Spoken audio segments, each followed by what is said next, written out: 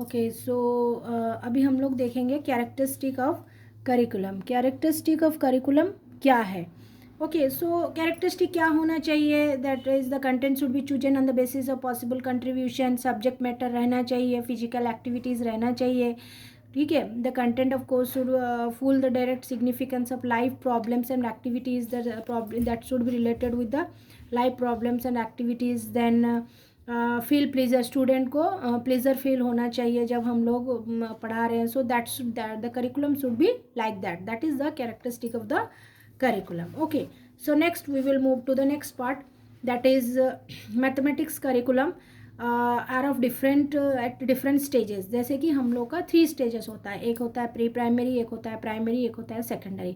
सी देखिए, मैं ऑलरेडी इसको लास्ट वीडियो में आपको बता चुकी हूँ, इसलिए मैं थोड़ा बहुत डिटेल्स में नहीं जा रही हूँ, थोड़ा बहुत हिंट्स दे के आपको बता रही हूँ। ओके सो अगर आपको अच्छे से समझना है then watch my last video. Okay so mathematics curriculum objective at pre primary stage कैसा होना चाहिए? प्री प्राइमरी छोटे बच्चे, ठीक है, तो उनको हम लोग को क्या करना चाहिए? आप लोग बताइए, उनको हम लोग को क्या करना चाहिए? Play, we should learn, help them for learning like with playing, okay, rather than through deductive communication. हम लोग उनको पढ़ाने के वजह अगर हम लोग उनको गेम्स में एंगेज करें ताकि वो गेम्स के through accounting, then comparison, dimension, ये सारा सीख पाए। So that should occur at the pre primary stage. तो करिकुलम कैसा होना चाहिए प्री प्राइमरी स्टेज में? At the all learning should occur through the play rather than the through the deductive communication. Okay so this is, इसको आप लोग को थोड़ा एक्सप्लेन करना है कि प्री प्राइमरी स्टेज में हम लोग को बच्चों को रटाना नहीं है, ताकि बच्चों को क्या करना है, it should not go for rote learning. Okay यहाँ पे देखिए रोट लर्निंग है, रोट लर्निंग मीन्स हम लोग उनको रट के नहीं पढ़ाना है, उनको क्या कराना है, उनको खेलने के लिए एंगेज करना है ताकि वो खेल खेल में ही बहुत कुछ सीख पाएँ। Okay so this is our objective at the pre primary stage. Then next हमारा क्या है? नेक्स्ट हमारा है upper primary stage. Then we will move to the secondary stage. तो अपर प्राइमरी स्टेज में क्या होगा? अपर प्राइमरी स्टेज में क्या होना चाहिए? अपर प्राइमरी स्टेज में हम लोग का student should get the first taste of the mathematics. मतलब अभी स्टूडेंट को फील होना चाहिए मैथमेटिक्स के बारे में, उनको धीरे धीरे कंसेप्ट, प्रॉब्लम्स, अलजेब्रिक नोटेशंस, ये सारा उनको देना चाहिए। Okay so student should introduce about the space, then shapes, okay, then data handling, representation, interpretation, ये सारा हम लोग को बच्चों को समझाना है। अभी ये जानेंगे कि मैथमेटिक्स क्या है, मैथमेटिक्स में क्या क्या रहता है, ये सारे उनको जानने में हेल्प करेगा ये अपर प्राइमरी स्टेज में curriculum. Okay so mathematics act as a discipline. Okay mathematical communication, defined terms, propositions, ये सारा वो समझ पाएंगे अपर प्राइमरी स्टेज में। तो करिकुलम ऐसा होना चाहिए, that should feel the taste of the mathematics and that is a they should go for the generalisation, data handling, representation, interpretation, ये सारा उनको पता होना चाहिए, right. So next we will move to the next part, that is our higher secondary stage. तो higher secondary stage में generally आपको क्या पॉइंट मेंशन करना है? That is your application. Okay so application of mathematics के बारे में उनको अभी डील करना है। तो मेजर ऑब्जेक्टिव क्या है मैथमेटिक्स करिकुलम का at the higher secondary?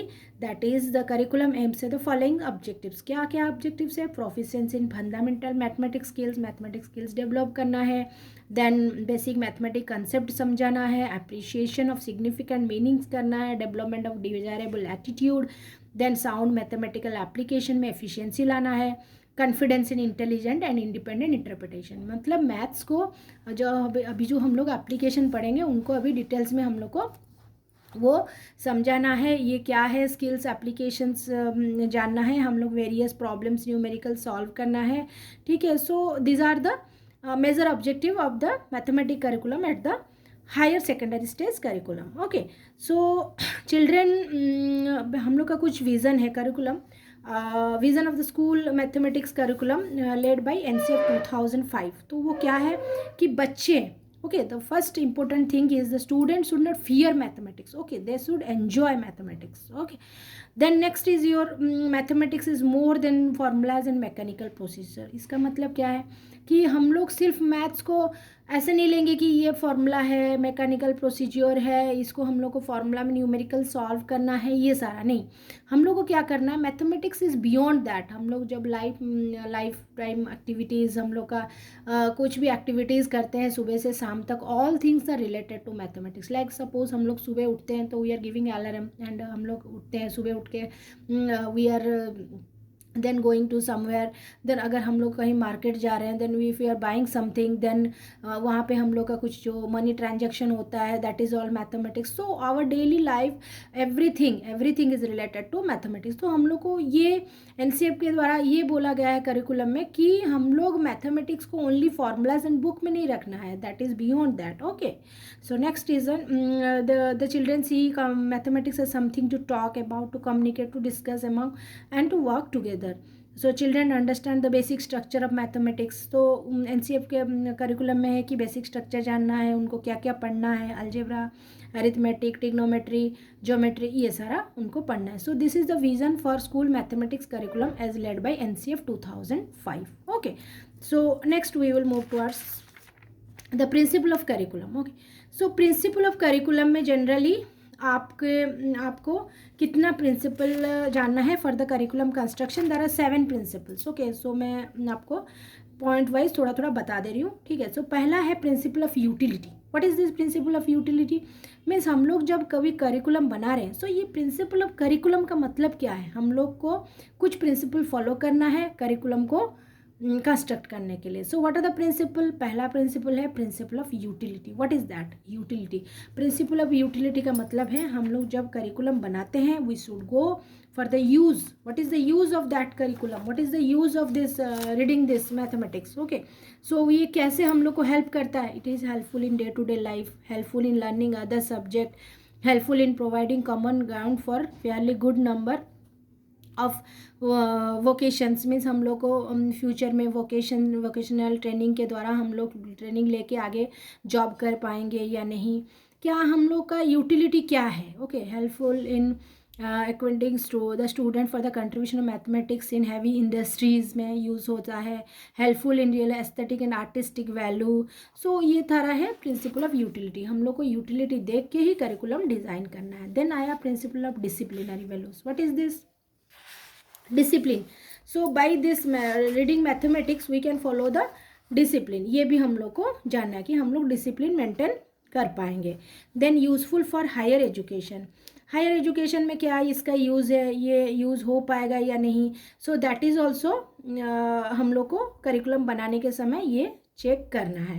Then child centredness देखिए हम लोग जो भी पढ़ा रहे हैं बच्चों को ही पढ़ना है। So the curriculum should be like the child centredness. Means child का जो रिक्वायरमेंट है, उनका जो एबिलिटी है, इंटरेस्ट है, उसी को देख के ही हम लोग को करिकुलम को बनाना है। Then next is your integration of theory with practice. Not only we will go for theory, we will also deal with the practice. ये भी एक प्रिंसिपल है for curriculum construction. Then flexibility रहना चाहिए, फ्लेक्सिबल होना चाहिए करिकुलम, ठीक है।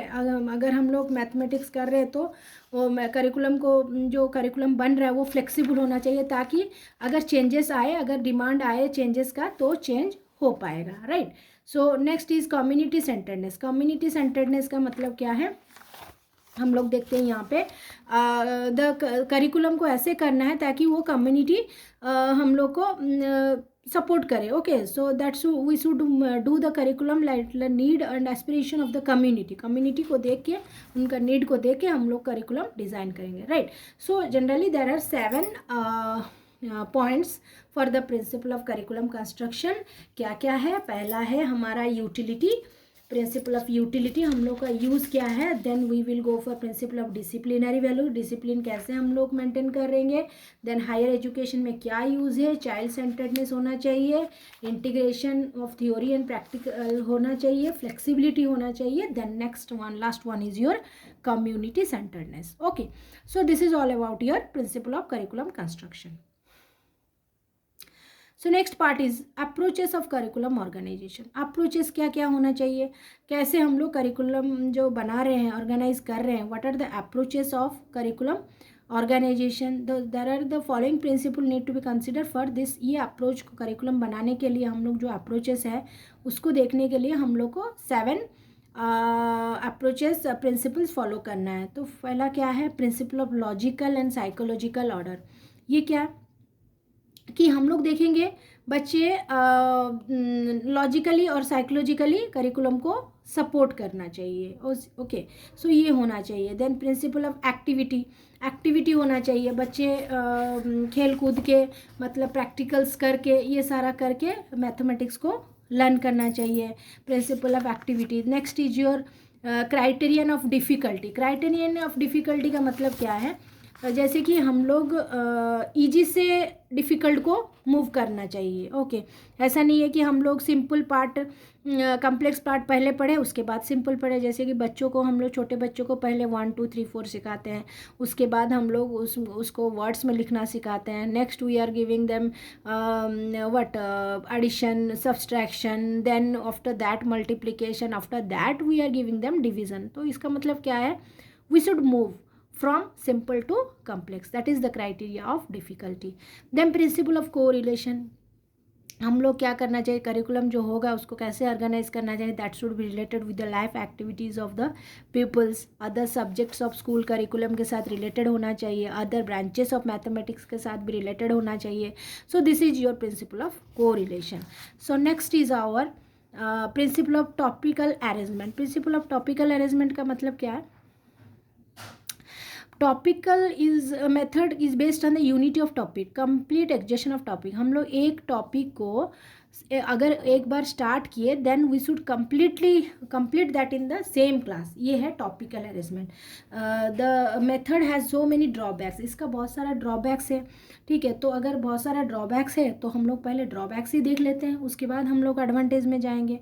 तो ड्रॉबैक्स क्या है, in every topic there will be easy always difficult portion. तो एक टॉपिक में क्या होता है, इजी और difficult both portion are there, but अगर हम लोग एक ही बार इसको कंप्लीट कर रहे हैं देन जो बच्चे हैं वो उनको क्या लगेगा, बोर लगेगा। वो लोग आधा समझेंगे आधा नहीं समझेंगे।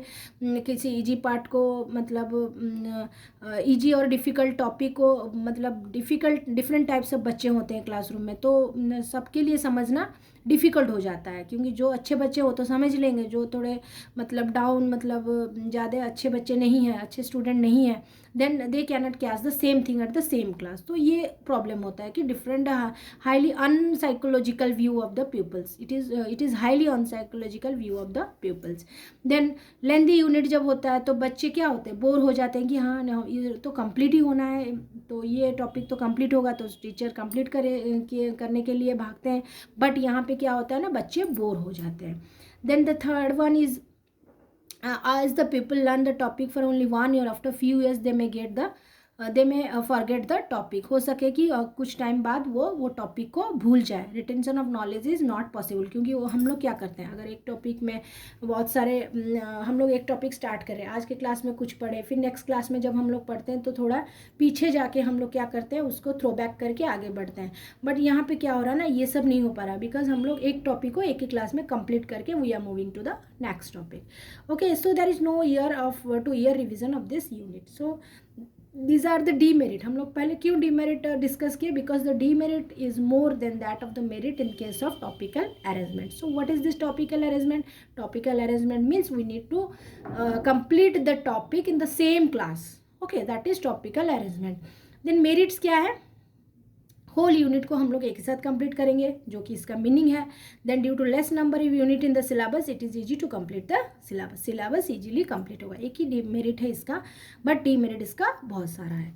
Then we will move to the principle of concentric arrangement. Concentric arrangement में क्या हो रहा है, ये जो हम लोग पहले डीमेरिट पढ़े, उस डीमेरिट को अवॉइड करने के लिए we are going to the concentric arrangement. Concentric arrangement क्या हो रहा है, हम लोग टॉपिक्स को डिवाइड कर रहे हैं, we are dividing into sub units, the units are divided into different sub units. Then उसको हम लोग धीरे धीरे करके ईच पार्ट को हम लोग कंप्लीट कर रहे हैं। So that is your concentric arrangement. So principle of topical arrangement, principle of concentric arrangement. I think आप लोग को समझ में आया होगा। पहले केस में क्या हुआ, एक टॉपिक को एक यूनिट को एक ही क्लास में कंप्लीट करना है।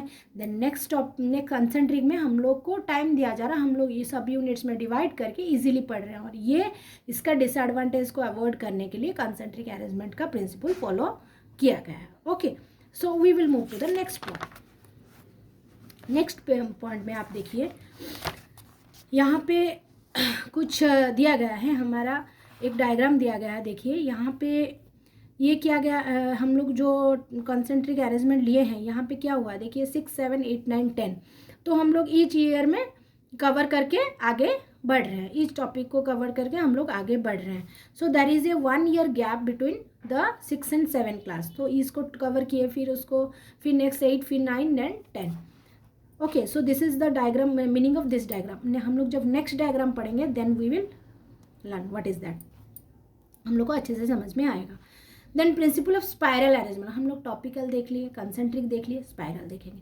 स्पायरल में डिफरेंस क्या है एक्चुअली, ये spiral it is also same as that of the concentric, but difference इतना है कि कंसेंट्रिक में हम लोग को 1 year गैप मिल रहा है, बट स्पायरल में we are getting the gap of 3 to 4 months. Okay, 3 to 4 months. It means 2 parts of the unit will be arranged in the same class. तो यहाँ पे देखिए ये स्पाइरल फॉर्म में है. स्पाइरल फॉर्म में है का मतलब क्या है, the gap is very less but both are same.